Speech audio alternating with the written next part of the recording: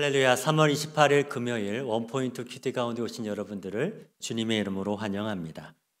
오늘 말씀은 예레미야 14장 13절부터 22절까지입니다. 이에 내가 말하되 슬프도소이다 주 여호와여 보시옵소서. 선지자들이 그들에게 이르기를 너희가 칼을 보지 아니하겠고 기근은 너희에게 이르지 아니할 것이라. 내가 이곳에서 너희에게 확실한 평강을 주리라 하나이다. 여호와께서 내게 이르시되 선지자들이 내 이름으로 거짓 예언을 하도다. 나는 그들을 보내지 아니하였고 그들에게 명령하거나 이르지 아니하였거늘 그들이 거짓 계시와 점술과 헛된 것과 자기 마음의 거짓으로 너희에게 예언하는도다. 그러므로 내가 보내지 아니하였어도 내 이름으로 예언하여 이르기를 칼과 기근이 이 땅에 이르지 아니하리라 하는 선지자들에 대하여 여호와께서 이와 같이 말씀하셨노라. 그 선지자들은 칼과 기근에 멸망할 것이요 그들의 예언을 받은 백성은 기근과 칼로 말미암아 예루살렘 거리에 던짐을 당할 것인즉 그들을 장사할 자가 없을 것이요 그들의 아내와 아들과 딸이 그렇게 되리니 이는 내가 그들의 악을 그 위에 부음이니라. 너는 이 말로 그들에게 이르라. 내 눈이 밤낮으로 그치지 아니하고 눈물을 흘리리니 이는 처녀딸 내 백성이 큰 파멸 중한 상처로 말미암아 망함이라. 내가 들에 나간즉 칼에 죽은 자요 내가 성읍에 들어간즉 기근으로 병든 자며 선지자나 제사장이나 알지 못하는 땅으로 두루 다니도다. 주께서 유다를 온전히 버리시나이까? 주의 심령이 시온을 싫어하시나이까? 어찌하여 우리를 치시고 치료하지 아니하시나이까? 우리가 평강을 바라도 좋은 것이 없고 치료받기를 기다리나 두려움만 보나이다. 여호와여, 우리의 악과 우리 조상의 죄악을 인정하나이다. 우리가 주께 범죄하였나이다. 주의 이름을 위하여 우리를 미워하지 마옵소서. 주의 영광의 보좌를 욕되게 마옵소서. 주께서 우리와 세우신 언약을 기억하시고 패하지 마옵소서. 이방인의 우상 가운데 능히 비를 내리게 할 자가 있나이까? 하늘이 능히 소나기를 내릴 수 있으리이까? 우리 하나님 여호와여, 그리하는 자는 주가 아니시니까? 그러므로 우리가 주를 앙망하옵는 것은 주께서 이 모든 것을 만드셨음이니이다 하니라. 아멘. 이제 담임 목사님께서 거짓된 예언 앞에서 구별된 성도가 되자라는 제목으로 큐티 인도해 주시겠습니다. 할렐루야. 자, 오늘 3월 28일입니다. 금요일. 우리가 이제 주일을 가까이 다가오면서부터 여러분은 어떤 마음이 드십니까?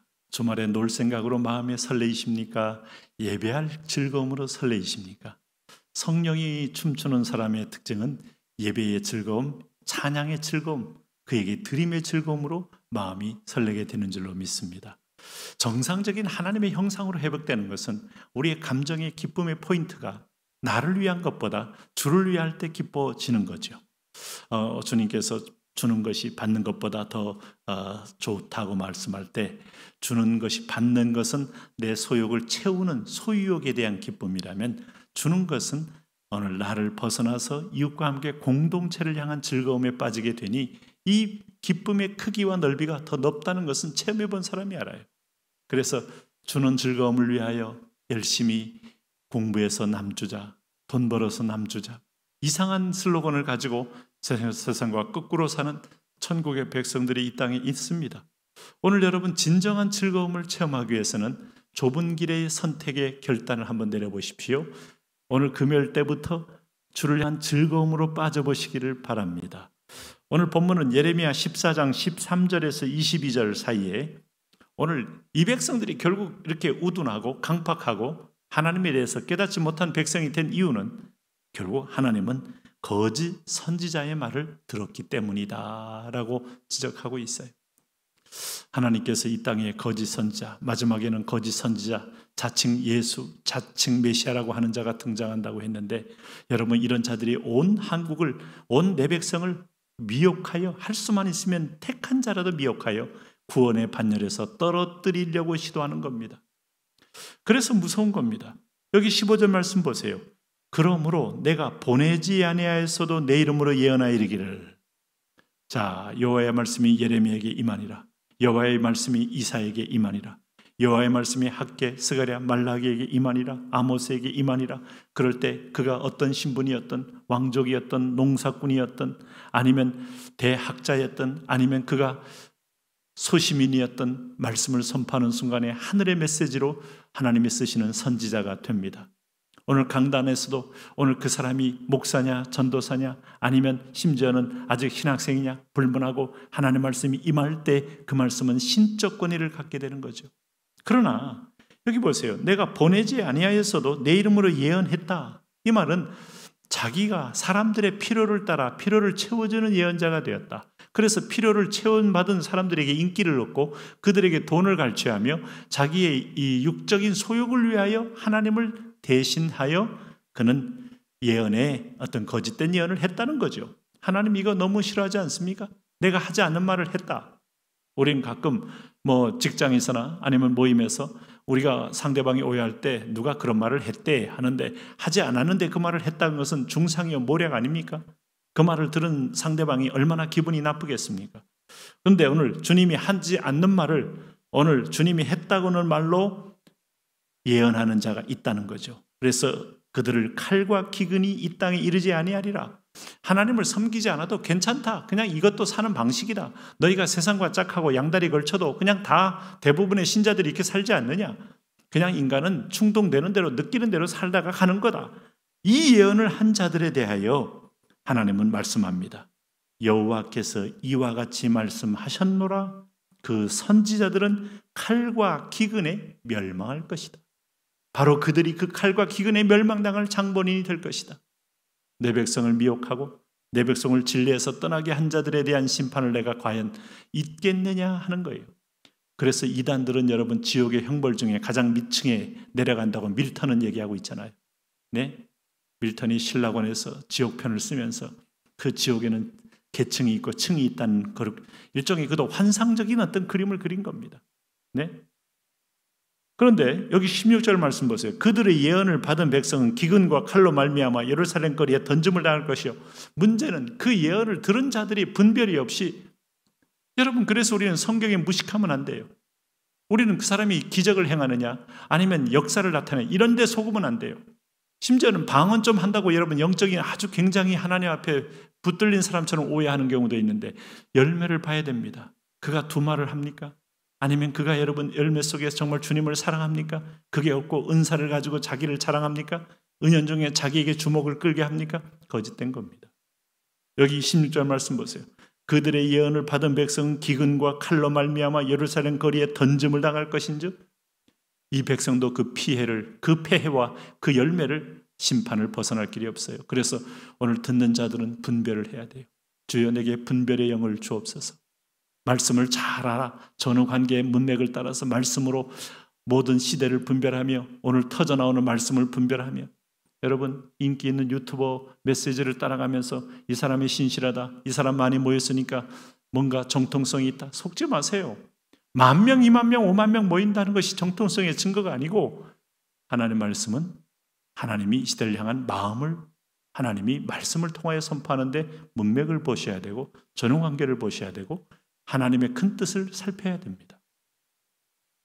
그럴 때 이 사람들이요 동일하게 예루살렘 거리의 기근과 칼로 말미암아 그들이 똑같이 당한다는 겁니다. 그러므로 우리가 잘 듣는 것도 우리가 할 책임이요 또 하나님의 뜻대로 선포하는 선지자를 만나야 되고 그런 선지자가 되어야 하는 것도 이 시대에 필요한 것이죠.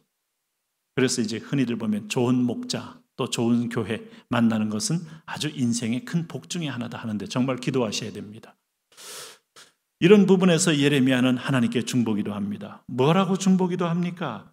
여기 19절에서부터 22절에 예레미야의 절박한 중보기도가 있어요. 주님, 그럼에도 유다를 온전히 버리시나이까? 주의 심령이 시온을 싫어하시나이까? 어찌하여 우리를 치시고 치료하지 아니하시나이까? 우리가 평강을 바라도 좋은 것이 없고 치료를 받기를 기다리나 두려움만 보이나이다. 여호와여, 우리의 악과 우리 조상의 죄악을 인정하나이다. 우리가 주께 범죄하였나이다. 죄를 인정하고 하나님께 토설하는 예레미야의 중보의 이 자세, 하나님의 마음을 후비고 있죠. 21절 보세요. 주의 이름을 위하여 우리를 미워하지 마옵소서. 주의 영광의 보좌를 욕되게 마옵소서. 주께서 우리와 세우신 언약을 기억하시고 패하지 마옵소서. 전 이 21절의 기도를 보면서 하나님이 들어주지 않을 재간이 없다. 하나님의 영광과 명예를 걸고 넘어졌어요. 두 번째는 주의 영광의 보좌를 욕되게 하지 말라고 예레미야는 하나님께 청원하고 있어요. 그리고 세 번째는 우리와 세우신 언약을 기억해달라고 기도하고 있어요. 하나님의 올무는 세 가지입니다. 당신의 이름을 위하여, 당신의 보좌의 영광을 위하여, 우리를 향한 언약에 매이신 하나님, 사랑이기 때문에 이게 가능한 거예요. 네, 아버지가 자녀에게 양보하는 것은 사랑 때문이고, 지는 이유는 사랑 때문이고, 내려놓는 이유는 사랑 때문이지. 솔로몬이 여러분 두 여인이 내 아들이라고 악을 쓸 때 갈라라 할 때 가르세요 라고 했던 여인은 저 여인은 가짜다, 갈지 마세요, 이 여인은 저 여인이니까 이 아이는 저 여인의 겁니다 라고 말했던 여인이 진짜 이 아이의 친모다. 왜? 사랑을 읽는 눈이 있었다 이 말이죠. 오늘 여러분, 하나님이 우리를 향한 모든 것에는요 사랑이 있어요. 이 사랑의 심장을 흔드는 기도는 그 하나님이 기도하지 말아라, 중보하지 말아라, 별얘기다 하셔도 하나님은 녹아지는 겁니다. 왜요? 사랑이 먼저였고 사랑이 맨 마지막이고 사랑이 그 과정이기 때문이에요. 오늘 가끔 어떤 분은 구약을 읽을 때 너무 무섭다, 두렵다 하는데 자세히 보면 하나님의 눈물이 있고 하나님의 안타까움이 있고 하나님의 질시가 있는 것은 나를 향한 독점적 사랑이 크기 때문이에요. 그러므로 여러분 보세요. 여기 22절에 예레미야는 뭘 기도합니까? 이방인의 우상 가운데 능히 비를 내리게 할 자가 있나이까? 하늘이 능히 소나기를 내릴 수 있으리까? 우리 하나님 여호와여, 그리하는 자는 주가 아니시나이까? 비를 주고 먹이고 입히는 여호와 한 분입니다. 하나님이 아마 이 기도 앞에 마음이 풀리는 거예요. 오늘 그래도 여호와께 구하십시오. 그래도 하나님을 붙잡으십시오. 그래도 하나님께 약한 모습을 드러내십시오. 그의 사랑은 여전히 변함이 없습니다. 하나님 그 사랑의 포로가 되고 메인받아요. 오늘도 응답받고 승리하는 복된 자녀 되게 하여 주옵소서. 예수님 이름으로 기도합니다. 아멘.